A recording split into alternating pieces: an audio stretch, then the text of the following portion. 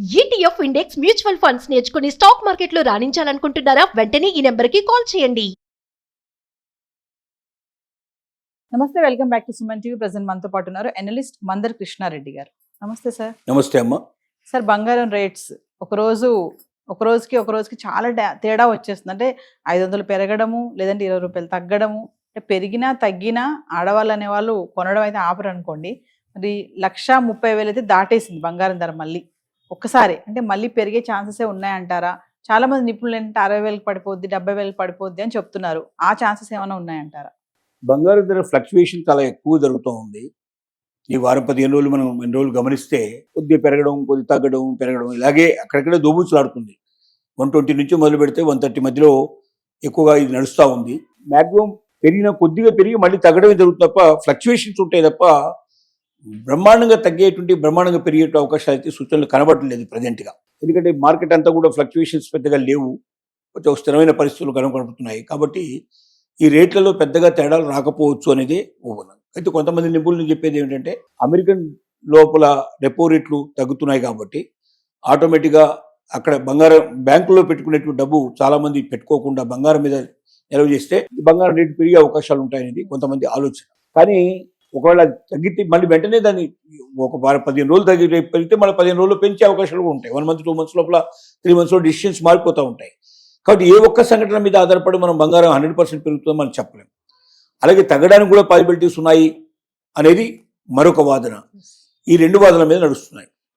కాబట్టి ఇప్పుడు ప్రజెంట్గా ఎవరైనా గోల్డ్ కొనదలుచుకుంటే మాత్రం కొంతకాలం వెయిట్ చేయడమే చాలా మంచిది. ఎందుకంటే ఒక 15 రోజులు, నెల రోజుల పాటు స్థిరంగా పెరుగుకుంటూ పోయినప్పుడు పెరుగుతుందనే సూచన ప్రకారంగా ఆలోచించుకోవాలి. లేదా ఒక నెల రోజులు తగ్గుతుంది అనుకున్నప్పుడు తగ్గుతున్నట్టుగా ఆలోచించుకోవాలి.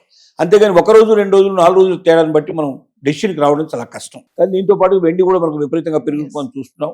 బంగారం మీద ఇన్వెస్ట్ చేసేటువంటి అనుకున్న వాళ్ళు కొంతమంది వెండికి డైవర్ట్ అయితే వాళ్ళు డెఫినెట్గా వెండి రేట్లు బాగా పెరిగే అవకాశాలు ఉన్నాయి. దానికి కారణాలు మనం అనేకంగా చెప్పుకుంటూ వస్తున్నాం. దాన్ని పెంచుకోవడానికి ప్రయత్నం చేయడం మంచిది. అంటే బంగారం ఒక ఇరబిద్దంగా ఉన్న పరిస్థితిలో బంగారం మీద ఇన్వెస్ట్ చేస్తే సడన్గా తగ్గిపోయింది అనుకోండి, విపరీతంగా నష్టపోతారు. సో పెరిగితే సంతోషమైన విషయమే, పెరగకపోతే బాధపడే పరిస్థితి ఏర్పడతాయి. కానీ 100% పెరుగుతుందని నమ్మకం ఉండే వెండి మీద ఇన్వెస్ట్ చేస్తే ఆ సమస్య ఉండదు. కాబట్టి వెండి వైపు మార్చడం చాలా మంచిదని ఉద్దేశం.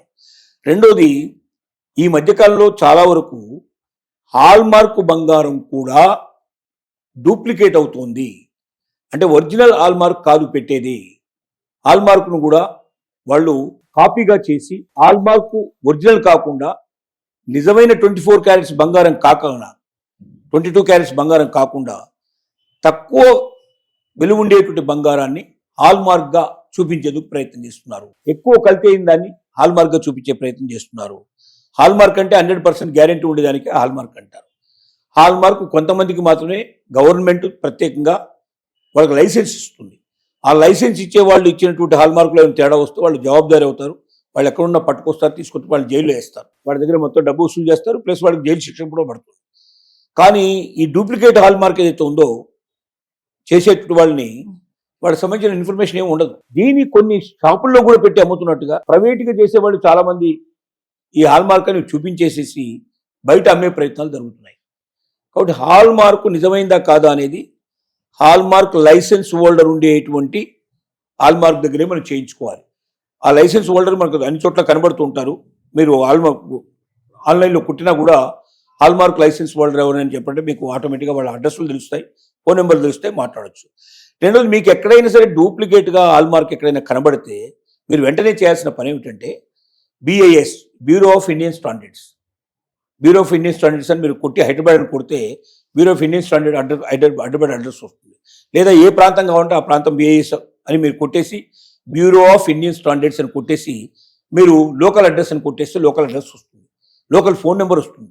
వాళ్ళకు మీరు ఇన్ఫర్మేషన్ ఇచ్చారంటే వెంటనే వాళ్ళు వచ్చి వాళ్ళని పట్టుకుంటారు. తర్వాత మీకు సంబంధించినటువంటి మీ కేసు కూడా మీకు వాళ్ళ మీద పెట్టేసి మీ బంగారానికి తగినటువంటి బంగారాన్ని వాళ్ళ దగ్గర నుంచి మీకు ఇప్పిస్తారు. మీకు అవకాశాలు ఉన్నాయి. కాబట్టి కనబడిందల్లా మంచి బంగారమేని BIS కనబడంగానే దాని మీద హాల్మార్క్ కనబడంగానే ఇది నిజమైన బంగారం అనుకుని చాలామంది మోసపోతున్నారు. ఈవెన్ కొన్ని పెద్ద పెద్ద బంగారు దుకాణాల్లో కూడా ఈ రకంగా డూప్లికేట్ పెట్టి అమ్ముతున్నారని తెలుస్తోంది. కాబట్టి నిజమైన హాల్మార్కా కాదా అని 1కి 10 సార్లు చెక్ చేసుకోవాల్సిన అవసరం ఉంది. నిజమైన హాల్మార్క్ లైసెన్స్ హోల్డర్స్ ఎవరున్నారో తెలుసుకొని వాడి దగ్గరికి వెళ్ళి టెస్ట్ చేయించుకొని అది హాల్మార్కా కాదని రుజువు చేసుకోవాలి. హాల్మార్క్ కాదని తెలిస్తే వెంటనే మీరు బిఐఎస్ వాళ్ళకి ఇన్ఫర్మేషన్ ఇచ్చేసి కేసు ఫైల్ చేసుకుంటే మీ సొమ్ము మీకు భద్రంగా వచ్చేట్టుగా ఏర్పాటు అవుతుంది. అలాగే ఇతరులు కూడా ఈ ప్రాబ్లంలో పడకుండా కాపాడడానికి మీకు అవకాశం ఏర్పడుతుంది. అలాంటి డూప్లికేట్ చేసే వాళ్ళందరినీ పట్టించాల్సిన అవసరం ఉంది. అలాంటి బంగారు షాపులు మూసేయించాల్సిన అవసరం ఉంది. దీనికి మహిళలే చాలా ఎక్కువగా పూనుకోవాలి. ఎందుకంటే నష్టపోయేది మహిళలు ఎక్కువ కాబట్టి ప్రతి మహిళ మేల్కొనాలి. ప్రతి మహిళ ఒక పోలీస్ ఆఫీసర్గా మారాలి, ఇన్వెస్టిగేటివ్ ఆఫీసర్గా మారాలి. ఎందుకంటే మనకు జరిగే అన్యాయాన్ని మనమే దీనిలోంచి బయటపడే ప్రయత్నం చేయాలి. ఈ మధ్య చాలా వస్తున్నాయి కేసులు, చాలా చోట్ల పట్టుకుంటున్నారు, చాలా మందికి నష్టపోతున్నారు. లక్షల్లో కొన్న బంగారం కూడా, 25 లక్షలు పెట్టి కొన్న బంగారం కూడా అట్లాంటి జరుగుతున్నాయి. కొన్ని బ్యాంకుల్లో కూడా ఈ డూప్లికేట్ హాల్ మార్క్ ఉండే నగలు తీసుకెళ్లి కుదువ పెట్టేసి డబ్బు తీసుకొని పరారైపోయిన కేసు. కాబట్టి బ్యాంకర్స్ కూడా చాలా జాగ్రత్త పడాల్సిన అవసరం ఉంది. హాల్ మార్క్ ఉండగానే గుడ్డిగా నమ్మొద్దు. బంగారం టెస్ట్ చేసుకునే వాళ్ళ దగ్గర ఉంటాయి, సాధనాలు ఉంటాయి వాళ్ళ దగ్గర. అది ఒరిజినల్ బంగారం కాదా అని చెప్పే సాధనాలు ఉంటాయి. ఆ సాధనాల ద్వారా ఒరిజినల్ బంగారం కాదని తెలుసుకున్న తర్వాతనే వాళ్ళు దాన్ని పెట్టుకోవాలి తప్ప డూప్లికేట్ పెట్టుకోవడం వల్ల ఏమవుతుందంటే బ్యాంకులు నష్టపోతాయి. బ్యాంకులు నష్టపోతే ఏమవుతాయంటే బ్యాంకులో కస్టమర్స్ అందరూ నష్టపోతారు. రేపు భవిష్యత్తులో బ్యాంకు దివాలా తీసి బ్యాంక్ బైక్ ఎట్టిపోతే 5 లక్షల కన్నా ఎక్కువ ఇన్సూరెన్స్ రాదు, మిగతాదంతా పోగొట్టుకునే అవకాశం ఉంటుంది. కాబట్టి బ్యాంకు మనది, దాన్ని కాపాడుకోవాల్సిన బాధ్యత కూడా మనకు ఉంది. కాబట్టి ప్రతి మహిళ తెలివైన పక్కగా ఉండి హాల్ మార్కులో జరిగేట్లు మోసాలను కనిపెట్టాలి. మనం డూప్లికేట్ హాల్ మార్క్ వస్తే వెంటనే పట్టుకోవాలి. ఒరిజినల్ హాల్ మార్క్ కోట దగ్గరికి వెళ్ళాలి, దాన్ని తెలుసుకోవాలి. బిఐఎస్కు కంప్యూటర్ ఇవ్వాలనేది తప్పనిసరిగా చేయాలని మనం వినతి. సో ఇంకా మరికొంతమంది మహిళలు చూసుకుంటే బంగారం ధర పెరిగిపోతుంది కదా, 1,30,000 దాటేసింది. కొంచెం రోల్డ్ గోల్డ్ వైపు కూడా వెళ్తున్నారు లేడీస్, అంటే 14 క్యారెట్స్ 18 క్యారెట్స్ వైపు కూడా వెళ్తున్నారు. అంటే అది వెళ్ళడం తప్పేం లేదు. నేను ఏమంటున్నానంటే 24 క్యారెట్స్ కొనలేము మనం, 22 క్యారెట్స్కి వచ్చాం. 22 క్యారెట్స్ కాదు, 18 క్యారెట్స్కి వచ్చాం. 8 క్యారెట్స్ కూడా దొరికే అవకాశం ఉంది మార్కెట్లో. ఏది దొరికినా హాల్ మార్కే తీసుకోవాలి. మనం చెప్పేది ఏంటంటే 8 క్యారెట్స్ తీసుకున్నా, 15 తీసుకున్నా, లేదా 18 తీసుకున్నా, లేదా 22 తీసుకున్నా, 24 తీసుకున్నా, ఏ క్యారెట్ బంగారం మీరు తీసుకున్నా అది హాల్ మార్క్ కంపల్సరీగా ఉండాలి. 2 గ్రాముల కన్నా ఎక్కువ బంగారం ఉంటే హాల్ మార్క్ కంపల్సరీగా ఉంటుంది. 2 గ్రాముల కన్నా ఎక్కువ బంగారం ఉన్నప్పుడు కంపల్సరీగా ఆడుకోవడానికి ఉండాలి. కాబట్టి హాల్ మార్క్ లేని ఆభరణాలు మీరు తీసుకోవద్దు. అది ఒరిజినల్ కాదని మీరు టెస్ట్ చేయించుకోవచ్చు. ఈవెన్ స్వచ్ఛమైన బంగారం తీసుకున్నా మీరు అది ఒరిజినల్ కాదని మీరు తెలుసుకోవడానికి మీకు అవకాశాలు ఉన్నాయి. హాల్ మార్క్ ఎవరైతే ఉన్నదో వాళ్ళ దగ్గరికి తీసుకెళ్తే వాళ్ళు లైసెన్స్ హోల్డర్స్ తెలియజేస్తారు. 100 మంది లైసెన్స్ ఇచ్చారు, హాల్ మార్క్ లైసెన్స్ ఇచ్చారు. హాల్ మార్క్ లైసెన్స్ హోల్డర్ అయితే తప్పు చేస్తే వెంటనే అతను శిక్ష చేయడానికి మనకు అవకాశాలు ఉంటాయి. ఇక్కడ అతను పూర్తి డీటెయిల్స్ ఉంటాయి, అతను పట్టుకోవడం చాలా ఈజీ అవుతుంది. ప్రపంచంలో ఎక్కడ వెళ్ళినా వాటిని పట్టుకొచ్చేసి తీసుకొచ్చి అతనికి శిక్ష వేసే అవకాశాలు ఉంటాయి. అది లేని వాళ్ళ దగ్గరికి పోవడం చాలా కష్టం అవుతుంది.